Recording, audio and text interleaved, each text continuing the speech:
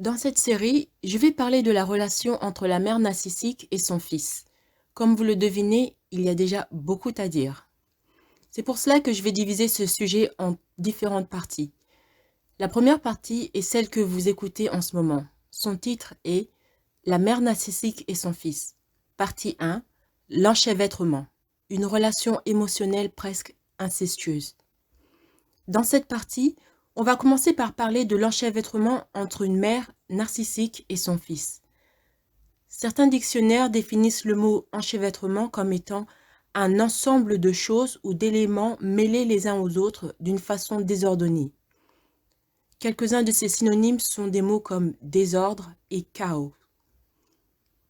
Par ailleurs, dans le cadre du trouble de la personnalité narcissique, l'enchevêtrement peut également être défini comme un état dysfonctionnel où deux personnes ou plus entretiennent une relation sans aucune frontière distincte. Cela signifie que la mère narcissique se fusionne avec son fils d'une manière extrêmement malsaine.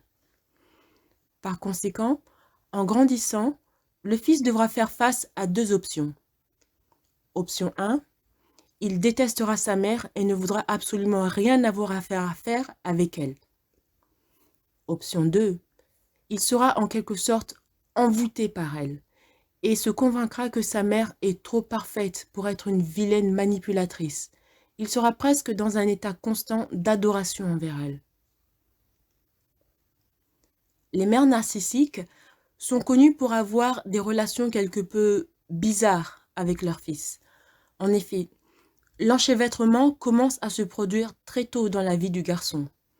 Dès la plus tendre enfance, la mère compte sur son fils pour donner un sens à sa vie. Elle favorise une relation de dépendance mutuelle entre eux. Le garçon se rend compte très tôt que l'amour de sa mère est conditionnel. Elle ne l'aime pas vraiment pour lui. Elle l'aime plutôt pour ce qu'il peut faire pour elle. La valeur du fils dépend de son obéissance à sa mère. Son devoir dès l'enfance est de satisfaire les désirs et l'ego de sa mère. De plus, la principale raison d'exister du fils est de fournir à sa mère l'approvisionnement narcissique dont elle a besoin. Qu'est-ce qu'un approvisionnement narcissique? D'après le psychanalyste Otto Fenichel, c'est une forme d'admiration qui est aussi un élément essentiel à l'estime de soi. En quelque sorte, certaines personnes, pour survivre mentalement, ont besoin d'être constamment admirées ou de se sentir supérieures aux autres. C'est ainsi qu'ils nourrissent leur ego. Par exemple, pensez à une vedette du cinéma ou à un tyran. La vedette du cinéma a besoin d'être constamment admirée, tandis que le tyran nourrit son ego en rabaissant les autres.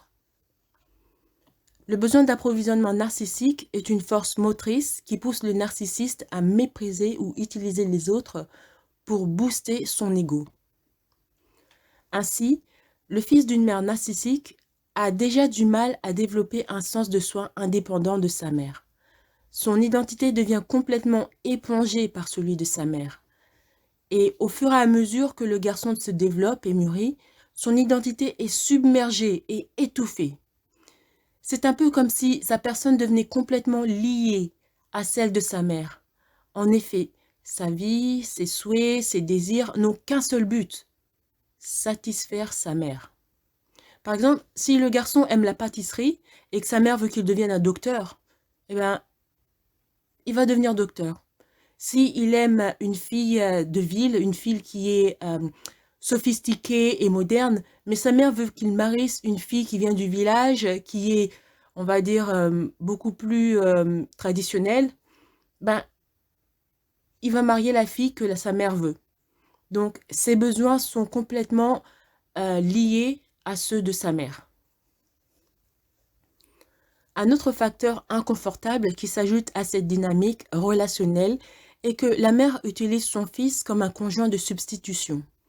Dans cette relation, l'absence totale de frontières saines devient émotionnellement incestueuse. Par exemple, la mère va partager des informations qu'elle ne devrait pas dispenser à son fils. Parallèlement, elle commence à dépendre de son fils pour répondre à ses besoins émotionnels. Par exemple, Elle peut utiliser son fils comme étant un confident. En faisant cela, elle s'assure qu'il devient en quelque sorte un époux de substitution. Une femme normale n'agirait pas comme ça avec son fils, elle agirait comme ça seulement avec son mari. D'autres facteurs tout aussi troublants sont que 1. La mère narcissique contrôle les moindres mouvements de son fils. 2. En vieillissant, il n'est pas rare que la mère compte sur lui comme elle le ferait pour un conjoint. Et 3. Elle a besoin de lui pour répondre à ses décisions les plus importantes et gérer ses affaires, une fois encore, comme un époux l'aurait fait. La réalité est que cette mère ne veut pas que son fils devienne mature et quitte complètement le nid familial. Elle veut qu'ils soient à la maison avec elle pour qu'ils soient tous les deux dépendants les uns des autres. Ce faisant, la mère narcissique agit comme un parasite dans la vie de son fils. Elle se nourrit de lui. Elle fait croire à son fils que son but dans la vie est d'exister pour elle, d'être à jamais son ravitaillement psychologique. Il doit faire passer les désirs de sa mère et ses souhaits avant ceux de tous les autres, en particulier avant ceux de sa petite amie ou de sa femme, s'il est marié. Alors, pour ceux qui sont assez malheureux pour avoir une relation amoureuse adulte avec le fils de cette mère, qu'est-ce que cela signifie? Eh bien, cela vous laisse dans une situation sans issue. C'est comme si vous étiez acculé contre un mur et qu'il n'y avait pas de sortie. Tout d'abord, parce que cet homme a été préparé à un si jeune âge pour être dépendant de sa maman. Les chances qu'il quitte un jour sa relation enchevêtrée avec sa mère pour une relation saine avec vous sont minces, voire nulles. Son enchevêtrement est ancré dans la psyché de cet homme d'une manière qu'il ne comprendra probablement jamais. Pour compliquer le tout, le fils devra développer un sentiment profond, réprimé et subconscient de haine et de dédain pour sa mère. Il développe ce sentiment d'une manière qu'il ne peut pas le reconnaître ou admettre consciemment. Ce n'est pas permis dans ce genre de famille. Donc, si un tel homme est votre petit ami ou époux, que cela signifie pour vous? Eh bien, cela signifie non seulement que vous deviendrez par défaut la cible de sa haine et de son ressentiment à l'encontre de sa mère, mais en plus, sa mère sera profondément jalouse et envieuse de vous. Vous serez le destinataire de la haine refoulée et de son ressentiment qu'il ressent pour sa mère et qu'il n'a jamais pu reconnaître consciemment. À votre plus grand effroi, vous constaterez que la mère et le fils vivent presque comme mari et femme. La réalité est que jusqu'à ce que la mère meure, il n'y a aucune chance que la situation s'améliore un jour. Malheureusement, bien des fois, même après la mort de la mère, rien ne change. Le fils continue à être consommé par les souhaits et les désirs de sa mère pour le restant de sa vie. Donc, si vous vous trouvez dans la situation ainsi, vous devez répondre honnêtement à ces deux questions. D'abord, voulez-vous vraiment partager indéfiniment votre vie et votre amour avec sa mère? Et 2, êtes-vous prête à jouer le rôle de la seconde femme? Si la réponse est non, vous voudriez probablement mettre fin à cette relation. N'oubliez pas que les chances que cet enchevêtrement devienne une relation saine est proche de 0. Merci d'avoir écouté cette vidéo.